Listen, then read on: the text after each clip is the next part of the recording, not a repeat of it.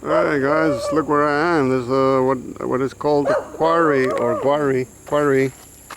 Excuse me, let me just get rid of this dog. Scurrying away. I don't want to get bitten by any fucking dogs anymore.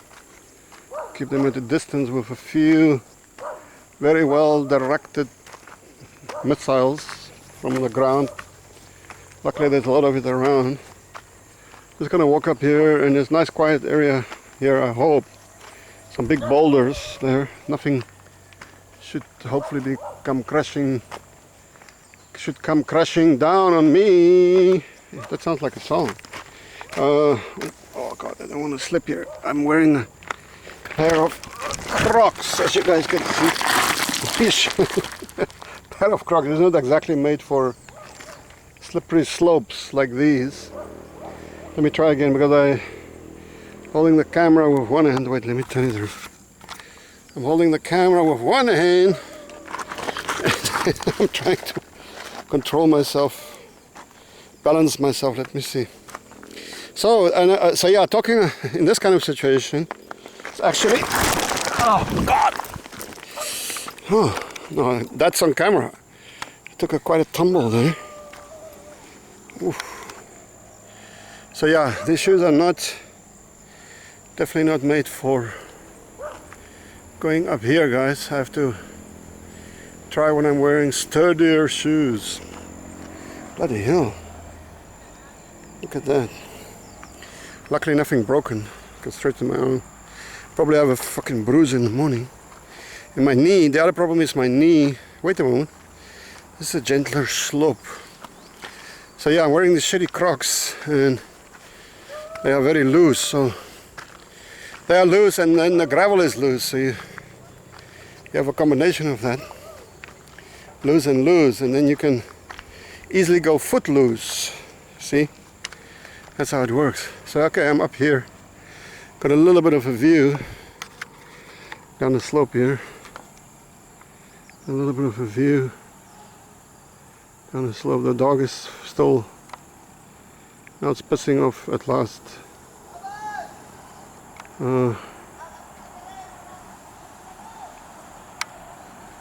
There's a, I don't know what's going on there. Okay, anyway, what I was going to talk about is make sure no loose boulders come tumbling down here. I can probably go up there a bit. The slope is not too steep. I'll go up here. Here's a little boulder that came down. So let me walk up here to get a better view of this area. There's my motorbike now. Moments ago I was down there. Now I'm up here.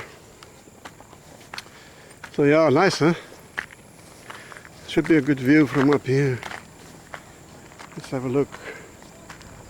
Yeah, much better view. There's a big truck now, you can see. There's the main so-called highway. Main road, not really a highway.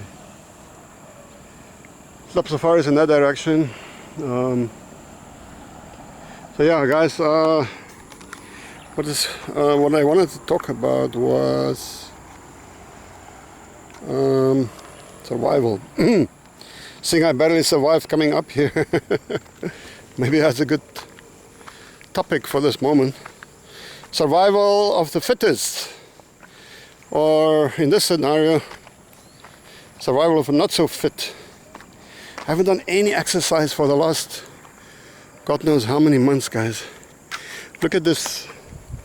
Obviously the trucks come up here to get gravel. There's a huge construction boom all over the place, so they get this white limestone for flooring, for floors, or for whatever they're using it, limestone.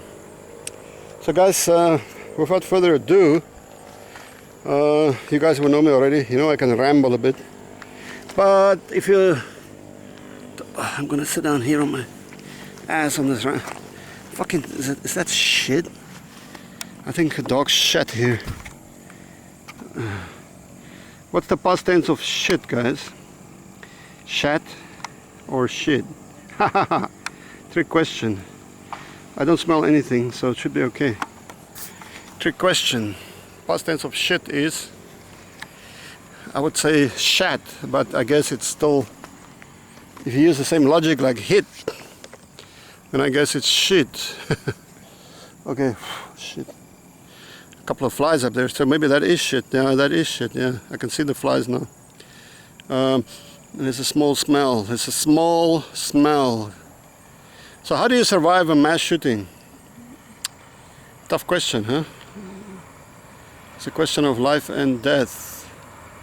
Mass shootings. So obviously where I'm sitting here, now let me ask you guys, simplify the question. Here where I'm sitting right now, in these surroundings, beautiful, green, clean, and so on, am I in danger of any mass shootings? So there in that clue lies your answer. No, obviously I'm not in danger of a mass shooting because I'm alone, right?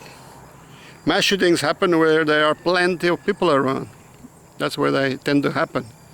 And the more people are around, the more attractive that area becomes for a mass shooter. So very basically, surviving the best way to survive a mass shooting is not to go where the masses go, right? Okay.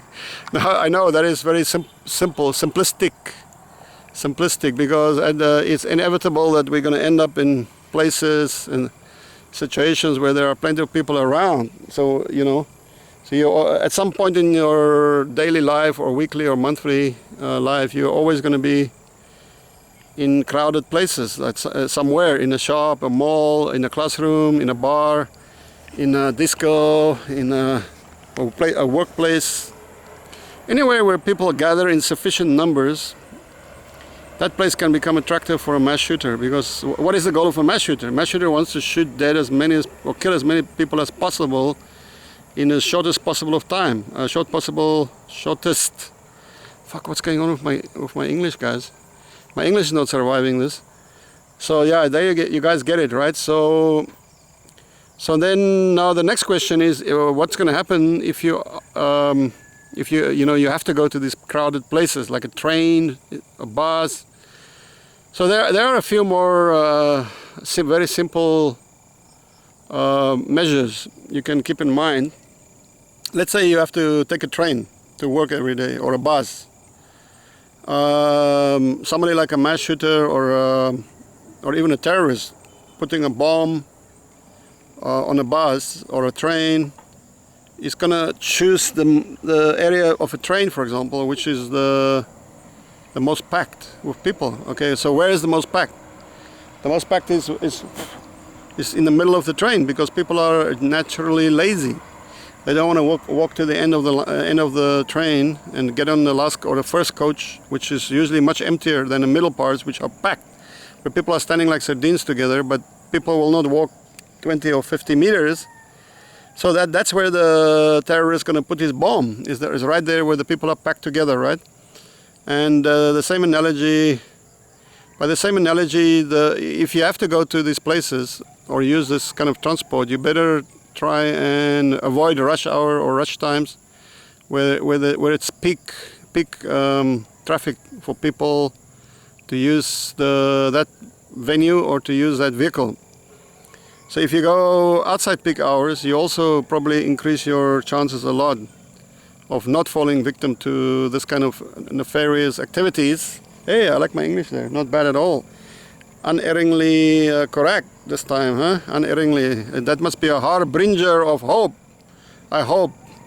Now, but let's say despite all these simple safety measures, you follow them, you still end up, you can still, bloody hell, what was that? Some black insect. I thought he gave me a little bite. Did he? Can't really see. Anyway, so you may still end up in a situation where you are a victim of a mass shooting, right? Now that is a subject all by itself, because it's obviously not something that you can discuss you can discuss it in a minute, but it's not going to penetrate to the fullest extent and depth, you know, that is going to be useful for you. Let me just quickly give a background. I'm also the founder of BSET, Black Shield Elite Training. BSET is best.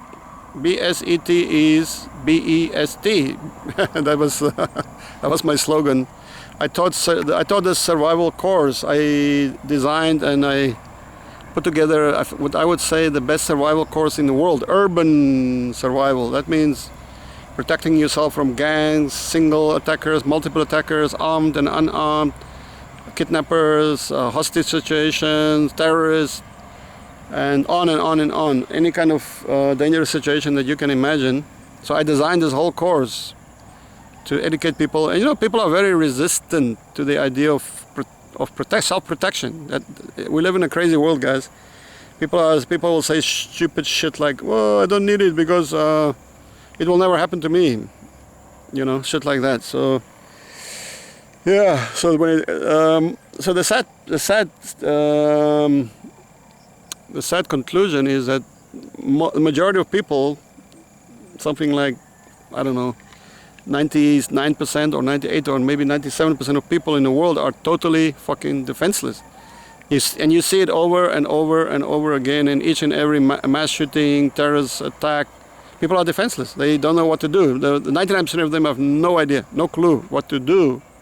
No clue what to do. So they fucking die like flies. Okay? They die like flies. And if I'm going to go out on a limb and say, well, they deserve it because they never made an effort to do a survival training course, which would have increased their chances of survival by 90%.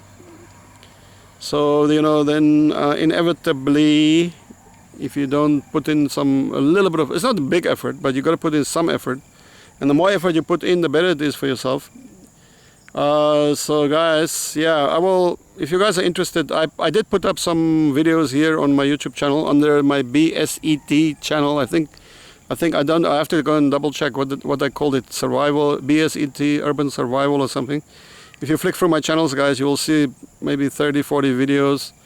In some of them I was on TV shows. I was featured in China, on China TV, my course, my survival training. Hong Kong TV with some Kung Fu masters and shit. I'm not a Kung Fu master, by the way, but I did study Kung Fu. But I don't count myself as a master. It's very hard to quantify and qualify what is a master. But I'm still alive. Still alive after about 100 near-death experiences. I think I did actually, I was declared dead a couple of times, I think. Well, once at least, by 2 medics, and then and I've been into the other world a couple of times, but I'm not saying I'm a prototype Jesus, but I did come back. I was gone for 3 days one time, yeah, totally gone, totally gone. Should have never came back, but I did. So anyway, guys, I'm just talking from my own experience mostly, or you know, studying some cases, and maybe sometime, somewhere, somehow, I will make a much clearer video about it. But yeah, I have something on my channel, so go and check it out. Okay, I'm gonna BSET, survival, urban survival. You will see quite a few videos on some aspects of my course, or whatever I did before, or blah blah blah. Okay, guys, I'm gonna go down this slippery slope. Hopefully I'm not gonna fucking fall down again. Yeah, look at that.